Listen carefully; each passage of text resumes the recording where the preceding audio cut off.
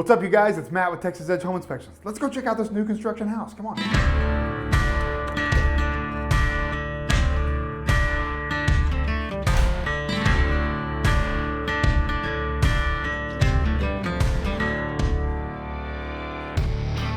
All right, now I took you inside the house first.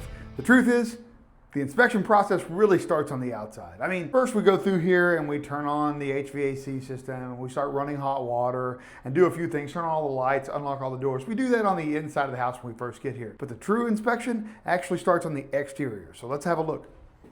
So walking on the outside of this house, what we're coming up with is a problem that's far too common, or some problems that's far too common in regards to fiber cement board siding installation. And the first one is where this fiber cement board is placed above this brick. The manufacturer calls for flashing to be in between these building materials, and we hardly ever see it. Unfortunately, it's like about 90% of the time, this is how we see it. They run the brick and then they put the siding slammed right on top of it, and then they seal this gap, okay? That isn't how it's supposed to be done. The manufacturer wants flashing to be here, and that way when water gets back here, it is directed over that flashing and out, not sealed off here where water is gonna go, well, who knows where. Unfortunately, they don't follow the instructions, and we see it like this all the time. Now we got one more problem out here that's also in regards to ceiling flashing, and that is above this window. Check it out. So with these windows right here behind me, we have some installation errors in regards to the flashing above them. So you can see that there is a piece of flashing above the window. However, the manufacturer's installation instructions call for flashing to be above the trim, not necessarily above the window. You could do both, but you at least have to have it above the trim. So it's in the wrong place, but even if it were in the right place, what we're seeing is that the flashing has been sealed to the siding. There is supposed to be a gap there to allow moisture, when it gets behind the siding, an escape path over that flashing and out, much like what we were talking about with the brick over here. But in this case, they've sealed it, so when water gets back there, where's it gonna go? It's gonna go somewhere else and probably create some damage. This is usually an issue that's not gonna cause a problem for the current homeowner, unless they plan to live here for a long time. But usually this house might be bought and sold a few times. Maybe the third owner ends up having some moisture issues, and it's all related to an installation error that happened at the beginning. Now, after walking the rest of the exterior of the house, there's really not a whole lot of negative to report on. I mean, we have a couple of areas that could use a little bit of additional sealant, a couple of hairline cracks and some corner pops in the foundation, but nothing serious, nothing structural, nothing really concerning. But there is one area that is really a design element of the home, not something that I would report on as an inspector, but this is just something that we don't love to see in construction. And what that is a lack of overhangs. Now, we have an overhang right here, but not much, right? We have about this much, okay? Little tiny overhang here. This is not gonna do much for protecting your house. Your overhangs, your soffits, these are the umbrellas that keep moisture off of your house. Okay, even if everything has been flashed perfectly above all of the windows and doors and everything, which we know it hasn't, even if it has been done perfectly, the idea is to not challenge these things with water. And so having overhangs to protect it from water and from sun and everything that might affect this home negatively, having a large overhang above these areas greatly reduces the amount of challenges that this wall assembly is going to face. But in this case, we have a very, very small one. Additionally, we don't have any soffit ventilation going on over there. It's too small for it. This is not a sealed attic assembly. This is a traditionally attic floor blow-in insulation situation, so we need cross ventilation. They do have it, but since they built these little tiny overhangs with these little tiny soffits, they had to do it another way. So instead, we have these low profile vents going all along the eave side over here, and then we have some other upper ventilation. So we do have at least some amount of cross ventilation going on over here. But from a performance aspect, this design just really isn't doing a whole lot for our structure or our building or the performance of any of it. Oh, hey, what's up? I'm just doing some home maintenance using some Moreflex here. Listen, you guys, if you're enjoying this video, please be sure to hit that subscribe button and stick around because there's more to come. All right, let's get back to it. Now I'm up here in the attic space, and mostly what we have to look at up here, and it's kind of unfortunate in these vented, non-air conditioned attics, is the HVAC system. All the ductwork, we have the furnace, we have the evaporator coil, All that is right here. Also behind me, we have a fresh air intake system. So it's important for us to look at all of this stuff. There's some other things that we look at in here, like the insulation.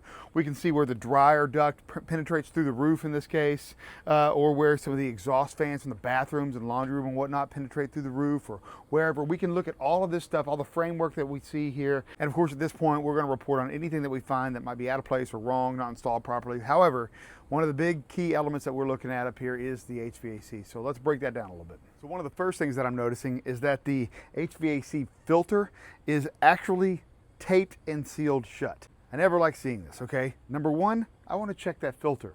And at some point, the homeowner's going to need to change that filter. And in order to do that, they're going to have to cut through or peel off all of this tape. There's no reason why this should be sealed with tape or sealant or mastic or anything like that. And usually they're compensating for some type of duct leakage or something like that. Either way, we need to make sure, number one, there's a filter there. We need to make sure that the filter is in good shape.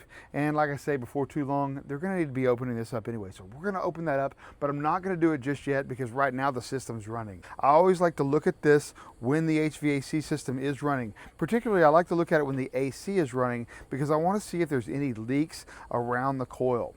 We get a ton of humidity in these ventilated attic spaces, and although we have ventilation to try to manage that, when there are air leaks around the coil, such as where the refrigerant lines and everything go into the unit and the drain lines, and mixed with the temperature out here, we get some condensation issues, and it leads to an organic growth on the outside of the system that we really don't want. And so we always want to look for and identify any of those issues that we see. Now in this case today, we do have some minor leaks. It doesn't appear to be causing any type of issues or anything, but in addition to that, we also have a test port that's been drilled in the supply plenum and in the return plenum. Both of these need to be sealed. We don't want attic air going into the return plenum, and we don't want supply air coming out of the plenum into the attic space. And so these holes, it's great that they tested it. Maybe they were testing the differential between the return and the supply. That's fantastic, but we need to seal those holes up. Now, as I said before, I need to check this filter. I need to make sure it's there, make sure it's not dirty. However, the AC is running right now, and so I don't want to open that up and pull the filter out with the AC running. So what I'm going to do is I'm going to go downstairs and I'm going to take our temperatures. I'm going to take a temperature at the return and the supply. Then I'm going to check all the supply registers throughout the house, make sure we got pretty decent air temperature coming out of all of those supply registers. And once that's all checked, I'm going to go ahead and turn the system off so I can come up here and check out this air filter.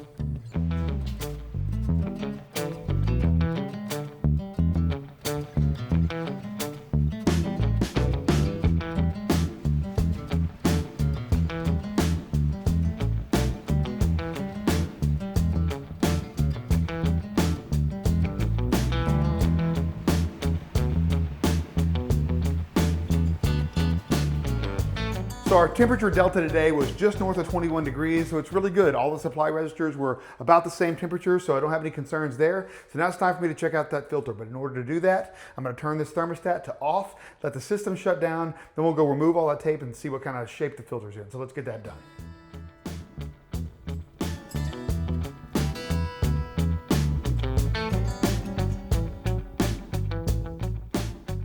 Back up here in the attic, and now it is time to remove that tape, and let's check out the filter. So without further ado, let me get the trusty old pocket knife out. I like to try to remove this tape and reapply it if I can, but I'm gonna have my knife just in case, because this one looks like it's sealed up pretty good. And yeah, I mean, as I'm trying to pull it away, in some areas it's pulling away, but in some areas it's just tearing. And so I'm gonna go ahead and cut it. That way we can be neat and clean about it. They can always reapply tape if they want to. I don't suggest it. But we're going to go ahead and cut it and see what happens here.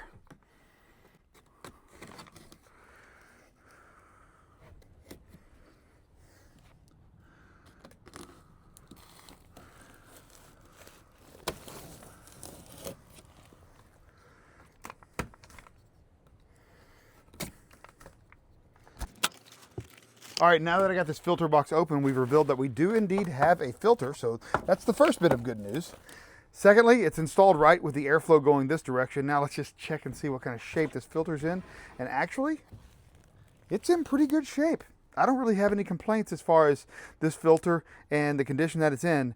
The only thing is, it shouldn't be sealed up like this. Obviously, this could be a big problem for somebody to get into. Maybe they don't understand that they can just remove the tape and open it up. This has a foam gasket. This should be sealed up enough without us having to use a bunch of tape or sealant or anything to close this thing. So I don't suggest doing this. But we're gonna put it back the best we can and reapply whatever tape we can re-stick and move on to the next item. So let's do that.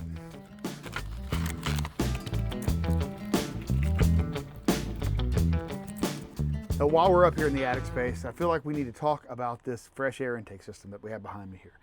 This system is designed to periodically bring in fresh air from outside the house and distribute it into the HVAC system. It does have a filter or more or less a bug screen, but it doesn't do anything about temperature. And the reason why I want to bring it up today is we see a lot of problems with these things running entirely too often, sometimes installed backwards. Today, this thing's running, as far as the time that it's running, it's okay.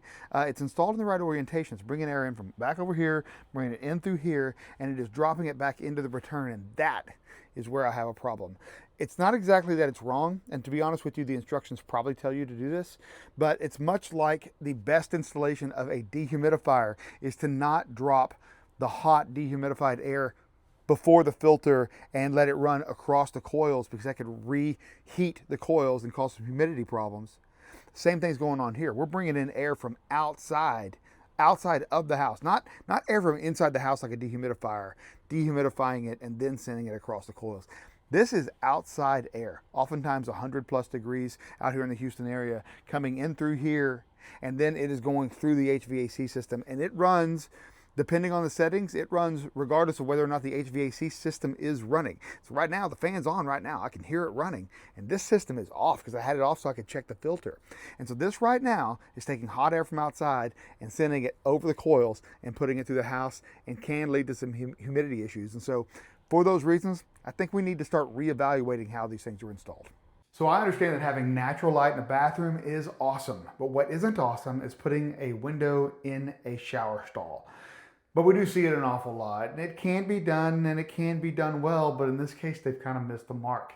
The reason why I say that is because this window is set a little bit lower than the tile. This should be set higher, or at least at the same level as the tile, and then sloped into the shower stall. But in this case, the window sits a little bit lower than the tile. They oftentimes do a really bad job and don't even seal at all the bottom side of this window, so it leaves an opening where moisture, condensation, all kinds of things can get underneath that tile, get into the wall cavity.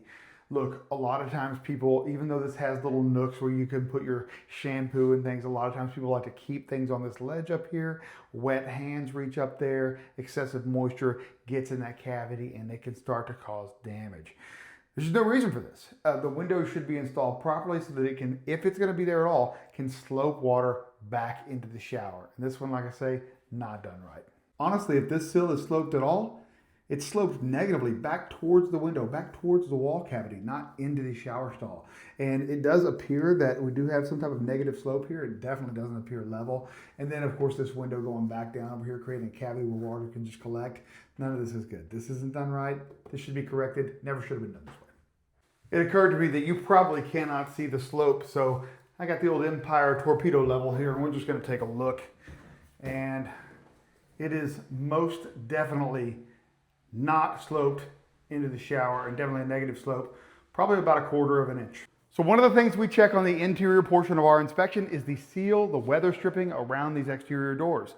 And at first glance, we look at this one and it seems okay. Even when we look a little bit closer, we don't see any daylight coming through, so we'd be good, right? But not necessarily. We want to go a step further. We want to take our flashlight and we want to flash it down here at this joint, and then close the door and have a look. And now, when we look a little closer, we can definitely see that we have some daylight coming through. And so we can say that we definitely need some weather stripping improvements in this area. But that's not all. Now, I want to take you in a little closer for something else. This isn't normally something we'd show you in our inspections, but today we're going to show it because we saw it. But look at the paint job here. Look at the drip that they had down in this corner, and it got down here as well. So we have that one. And then we have one over here too. So just really poor painting. Like I say, this should be something that comes up in your blue tape walk, but since we saw it today, we're gonna go ahead and put it in the report. Now, one more thing we do before we're finished up inspecting a home is we check everything, the walls, the ceiling, everything with a thermal imaging camera. And sometimes we find areas such as this right here where we are definitely missing or low on some insulation in this area. We've got a notable temperature difference because over here it's about 72.5 and right here it is at about 75, 76.5 actually. And so right here in this area, they probably just didn't do a good job of insulating that. I know it's probably a very difficult area to get to, so they should throw some bad insulation up there before they put the blow in the attic. But they didn't do a really good job in this area. There are a couple more areas throughout the house, but this one's the one that really shows up the best. We're gonna notate them all in the report, and that way they can talk to the builder and try to get something resolved so there won't be some comfort issues in these areas of the home. So once again, that's not all we found today, but that's all we're gonna be able to put in this video because we have other jobs to get to.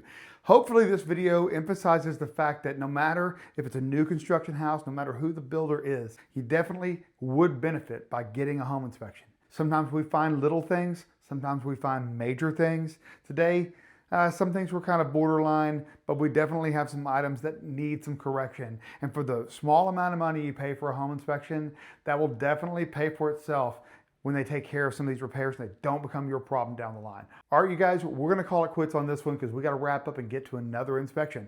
My name is Matt, I'm with Texas Edge Home Inspections and The Build Show. Give us a call because we wanna inspect your next house. Bye now.